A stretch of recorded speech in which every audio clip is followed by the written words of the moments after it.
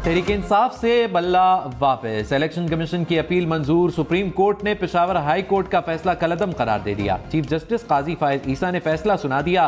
फैसले के मुताबिक तहरीक इंसाफ ने शफाफ इंतखाबात के शवाहिद पेश नहीं किए। पार्टी के हर रुकन को बराबरी का हिस्सा मिलना चाहिए। इलेक्शन कमीशन ने दुरुस्त इंतखाबात ना होने पर इंतखाबी निशान वापस लिया। इलेक्शन कमीशन ने तहरीक इंसाफ को निशाना नहीं बनाया।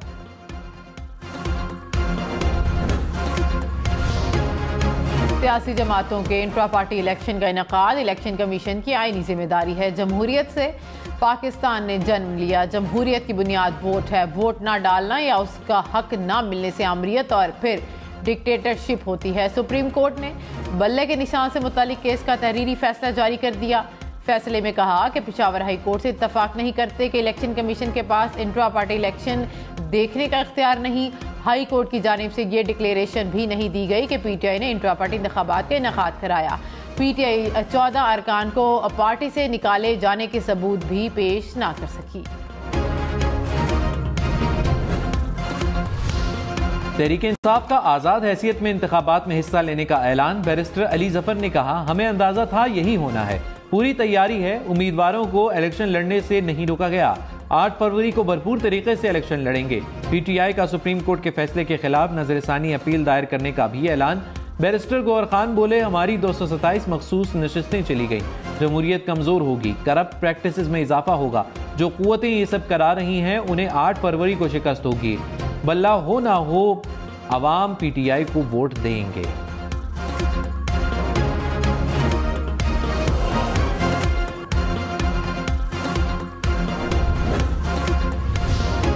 मुस्लिम लीग नून ने सुप्रीम कोर्ट के फैसले को खुशाइन करार दे दिया। ख्वाजा आसिफ ने कहा, सियासी जमातों में इंट्रा पार्टी इलेक्शन शफाफ होते हैं। तहरीक इंसाफ के इंट्रा पार्टी इलेक्शन ड्रामा था। तहरीक इंसाफ वालों ने समझा उनकी हुकूमत हमेशा रहेगी। मरियम औरंगजेब ने कहा कि इस फैसले के जिम्मेदार सिर्फ और सिर्फ साबिक चेयरमैन पीटीआई हैं। अगर आप गैर कानूनी काम करें और ये समझें कि कानूनी फैसला नहीं आएगा, ये सबसे बड़ी खाम ख्याली है।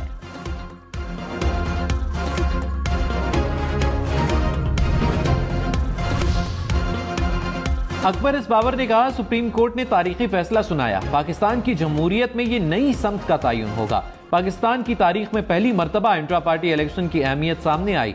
पिछले 2 दिनों में बड़े बड़े झूठ के बुत टूटे। 2011 से पीटीआई को एक इदारा बनाने की मुहिम शुरू की। इस फैसले के बाद बाकी जमातों में भी यही अमल आएगा।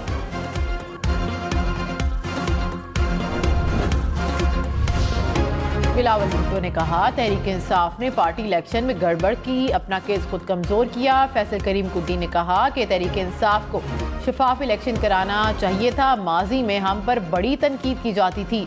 अपनी बारी पर इनको पता चल गया कि पार्टी में किस किस्म की जमहूरियत है। नासिर शाह बोले, पीटीआई ने कोई ऐसी चीज फराहम नहीं की जिससे अदालत बल्ले का निशान देती।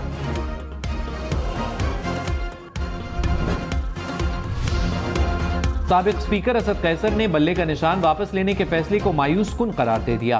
कहा, आइन ये हक देता है कि सबको यकसा मौके फराहम किए जाएं और फैसला आवाम करें। अपने तमाम लीडर्स और वर्कर्स से कहता हूं, घबराना नहीं, डट कर मुकाबला करना है। मुल्क के मैदानी इलाकों में धुंध का राज। एयरपोर्ट्स पर धुंध के बायस परवासों का शेड्यूल मुतासिर। इस्लामाबाद पेशावर मोटरवे मुकम्मल बंद। लाहौर इस्लामाबाद मोटरवे इस्लामाबाद से कोट मोमिन तक बंद कर दी गई। फैसलाबाद पिंडी भटियां मोटरवे फैजपुर से दरखाना तक बंद। फैसलाबाद मुल्तान मोटरवे पर शामकोट से पिंडी भटियां तक ट्रैफिक रोक दी गई। मुल्तान सखर मोटरवे रोहड़ी से उच्च शरीफ तक बंद। लाहौर से आलकोट मोटरवे पर भी ट्रैफिक रोक दी गई। नेशनल हाईवेज पर भी धुंध के बायस हद निगाह कम। हुकाम की शहरियों को गैर जरूरी सफर से गुरेज करने की हिदायत।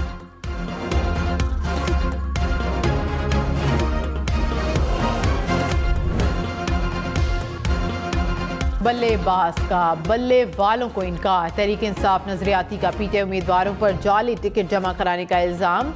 चेयरमैन नजरियाती अख्तर इकबाल डार ने कहा, तहरीक इंसाफ वालों ने हमारे जाली टिकट कराए। तशवीश है कि उन्हें टिकट कहां से मिले। तहरीक इंसाफ से हमारा कोई मुआहदा नहीं हुआ। किसी और जमात का रुकन किसी दूसरी जमात के टिकट पर इलेक्शन नहीं लड़ सकता। इलेक्शन कमीशन का काम है कि जालसाजी पर कार्रवाई करे। एक सियासी जमात के उम्मीदवारों को दूसरी सियासी जमात का निशान ना दिया जाए। इलेक्शन कमीशन ने रिटर्निंग अफसरान को हिदायत जारी कर दी। कहा, एक शख्स एक वक्त में एक से ज्यादा जमात का रुकन नहीं हो सकता। उम्मीदवारों की अक्सर ऐसी दरखास्तें मौसूल हुई हैं। इन दरखास्तों से इलेक्शन कमीशन को धोखा दिया जा रहा है। रिटर्निंग अफसर ऐसे किसी उम्मीदवार को इंतखाबी निशान ना दें।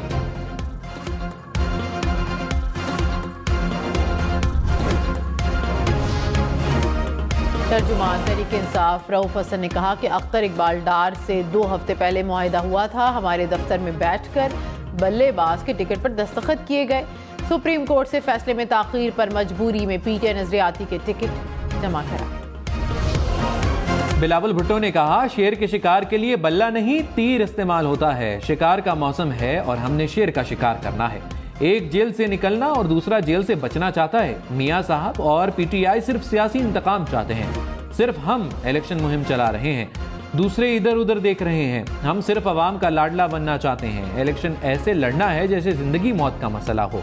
हमारा फोकस पंजाब पर है। पंजाब का वजीर आला जियाला होगा।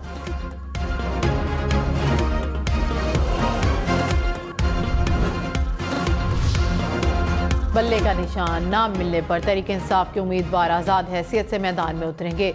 बैरिस्टर गौहर को चैनक, शहरियार अफरीदी को बोतल, जैन कुरैशी को जूता और मेहरबानों को चिमटे का निशान अलॉट।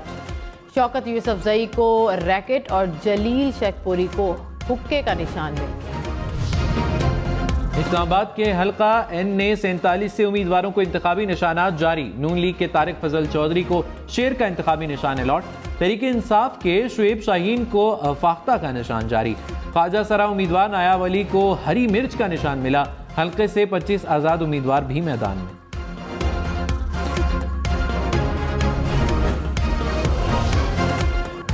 इंतखाबात में पंजाब से बड़े बड़े सियासी पहलवान आमने सामने होंगे। नवाज शरीफ का NA-130 लाहौर में पीटीआई की यास्मीन राशिद से मुकाबला होगा। NA-127 पर बिलावल भुट्टो और अता तारड़ में जोड़ पड़ेगा। NA-132 कसूर में शहबाज शरीफ और NA-119 से मरियम नवाज का मुकाबला किससे होगा, तहरीक इंसाफ फैसला ना कर सकी। NA-264 में अख्तर मेंगल और जमाल रईसानी आमने सामने होंगे।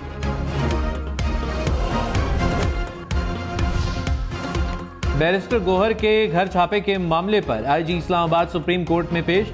कहा, पुलिस पार्टी ने इश्तिहारी मुल्जिमान की तलाश में रेड किया। पुलिस गई तो पता चला कि बैरिस्टर गौहर का घर है, फिर वापस आ गए। चीफ जस्टिस ने इस्तफसार किया, इश्तिहारी मुल्जिमान कौन थे, कौन सा थाना था।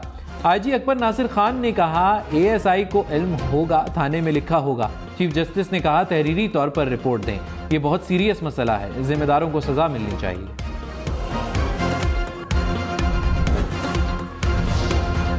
मोनिस इलाही को इलेक्शन लड़ने की इजाज़त ना मिल सकी। लाहौर हाई कोर्ट ने NA-64, 69, PP 32 और 33 से अपील खारिज कर दी। परवेज इलाही की अहलिया कैसरा इलाही को NA-64 और PP 32 से इलेक्शन लड़ने की इजाज़त मिल गई। चौधरी परवेज इलाही को इलेक्शन लड़ने की इजाज़त मिलेगी या नहीं, फैसला महफूज।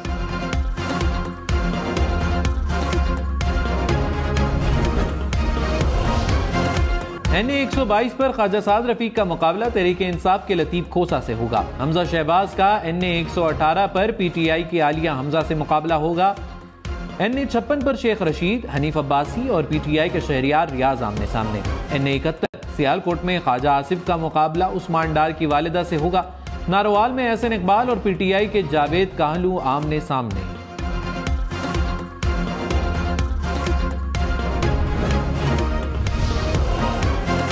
राजा रियाज इंतखाबात से दस्तबरदार हो गए। कहा, मेरा बेटा शेर के निशान पर इलेक्शन लड़ेगा।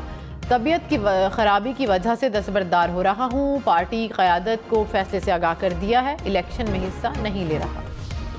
ख्वाजा साद रफीक ने कहा, इंतखाबात मुलतवी कराने की बहुत कोशिश की गई। इलेक्शन में 1 घंटे की ताख़ीर नहीं होनी चाहिए। मार्च में सेनेट का इलेक्शन है, असम्बलियाँ ना हुई तो सेनेट इलेक्शन भी नहीं हो सकेंगे। मुल्क भीख मांग कर नहीं चलाया जा सकता। धरने ना होते तो मुल्क ट्रैक पर होता।